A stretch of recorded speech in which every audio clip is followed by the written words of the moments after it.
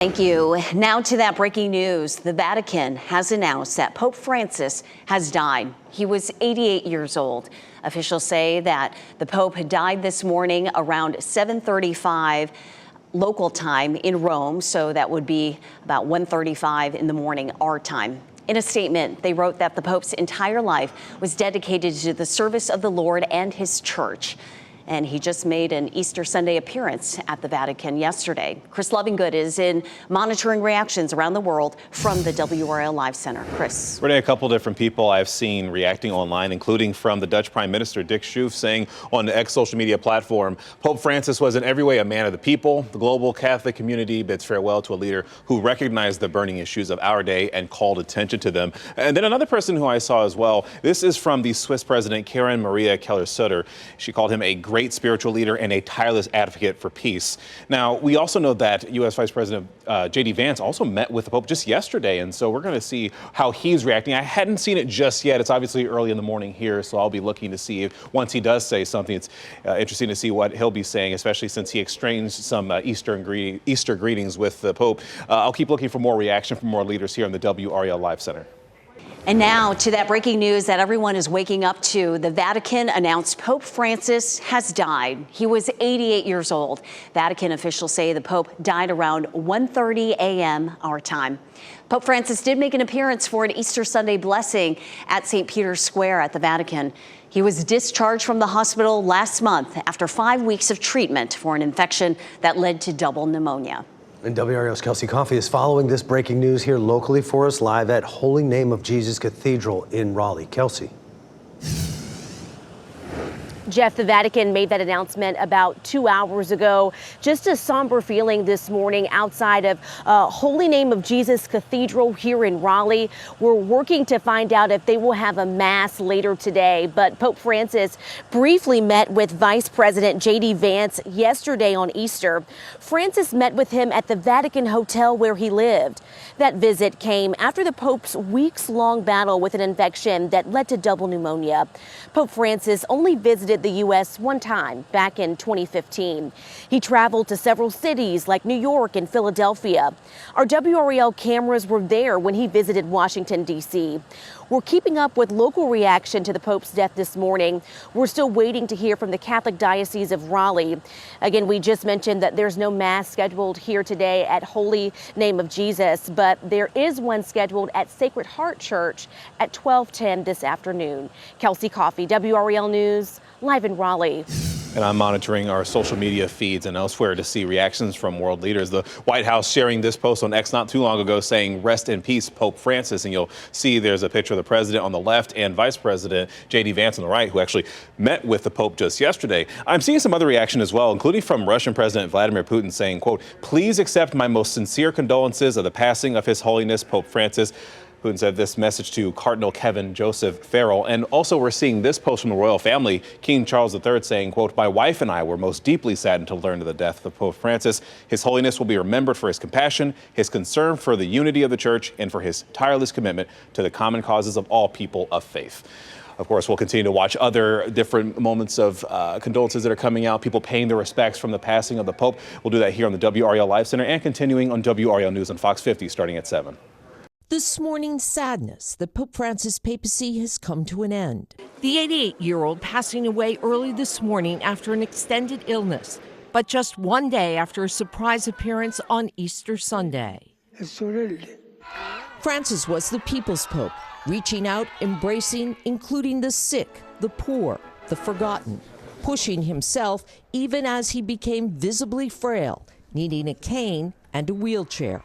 Austin Ivory co-authored a book with Francis. For him, being Pope is all in, and that means encountering people. He's performing the gospel, and without that, for him, there's no 20% papacy for him. In more than a decade as Pope, Francis moved the Catholic Church away from the culture wars and back to its original mission of love and mercy, throwing open the doors of the church to all. When he was elected in March 2013, few imagined he would be a transformative figure, preaching with actions and words, saying, "Who am I to judge?" when asked about a gay priest at his first in-flight press conference, declaring, "I am a sinner." accusing the Vatican bureaucracy he sought to reform of spiritual Alzheimer's, a plain-spokenness not always welcomed by church officials. A dramatic shift in style from his predecessor, Benedict XVI, who lived just steps away. If any one word can define the papacy of Francis, is that it was very polarizing within the church, particularly because for 10 years of that papacy, former Pope Benedict was still alive. The son of Italian immigrants, Francis was born Jorge Mario Bergoglio in Buenos Aires, Argentina. He studied to be a chemist, but was called to be a priest, rising through the ranks of the church to Cardinal of Buenos Aires, riding the subway, becoming the bishop of the slums, bringing to Rome a humility that would define his papacy, rejecting the Vatican's luxuries for a simpler style. He traveled to 67 nations, including a triumphant visit to the United States in 2015. Cardinal Timothy Dolan was the Pope's host in New York. He loved New York. He had never been here, and he was kind of mesmerized by the size, and he was very, very moved by the enthusiasm of the welcome. Francis was the first pontiff to address a joint meeting of Congress. The land of the free and the home of the brave. Urging lawmakers to apply the golden rule to those seeking a better life in the U.S. Let us treat others with the same passion and compassion with which we want to be treated. Yet Francis' tenure could not escape the scourge of child sex abuse. Shocking revelations in the U.S. and around the world led Francis to toughen church laws against such abuse to better protect children and vulnerable adults. He elevated the role of women in the church in a series of firsts, making a woman head of a Vatican department, giving a woman a vote in the Synod of Bishops, and appointing a woman to oversee the Vatican city-state. A man driven by his mission and the pressure of limited time. Especially in recent years, suffering from illnesses after damage to his lungs as a young man. Earlier this year, Francis hospitalized for over a month with pneumonia, but returning to the public eye just weeks ago, greeting crowds, thanking his hospital staff, and meeting world leaders, including Vice President J.D. Vance yesterday. And on Easter, in St. Peter's Square, out in the Pope Mobile greeting the faithful, the last time the world would see this leader of the Catholic Church, who tried to keep this 2,000-year-old institution vital in our modern world by practicing what he preached.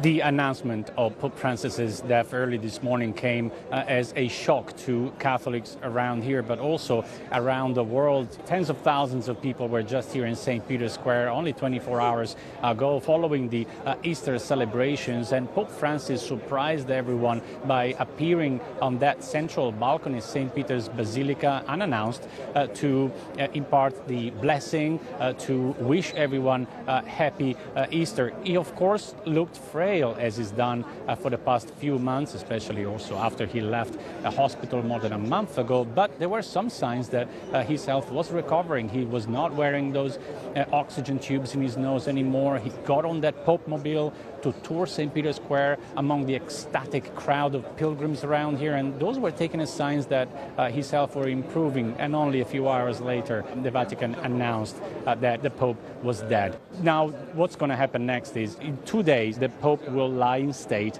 in St. Peter's Basilica, allowing the Catholics and pilgrims and everyone else who appreciated and loved the Pope to pay their last respects. Then in 4 to 6 days, we do expect a funeral for Pope Francis to take place here in St. Peter's Square. And then in 15 to 20 days from now, the conclave will take place. Of course, that is the process through which cardinals will have to elect a new pope. Shortly after that, on the same day, whenever we'll see white smoke coming out of the Sistine Chapel, the new pope will appear on the same balcony right there in St. Peter's Basilica, where just 24 hours ago Pope Francis wished everyone happy Easter to announce who the next pope is going to be. But we're not going to know that before 20 days from now, even longer perhaps. This is Claudio Lavanga for NBC News in the Vatican.